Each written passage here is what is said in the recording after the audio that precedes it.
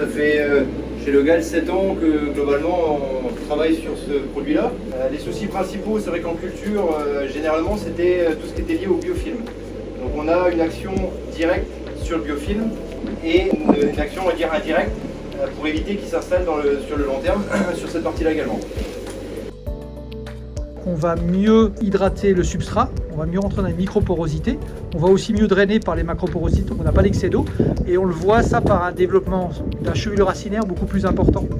Partout où on installe, on voit ce développement chevelu racinaire, ce qui fait aussi la force de la plante. En fait, l'Aqua 4D, l'économie d'eau vient simplement du fait qu'on va arroser moins souvent, et du coup on va consommer moins d'eau. Moins d'eau, c'est aussi moins d'énergie. L'eau a toujours un coût, le coût de pompage, et avec la facture énergétique qui augmente, les coûts de pompage vont être de plus en plus importants. En fait, sur un système comme il est là, donc avec 3 TU, un boîtier, on est grosso modo à une quarantaine de watts. C'est qu'une fois que c'est installé, il n'y a pas besoin de maintenance et il n'y a pas besoin non plus de consommables.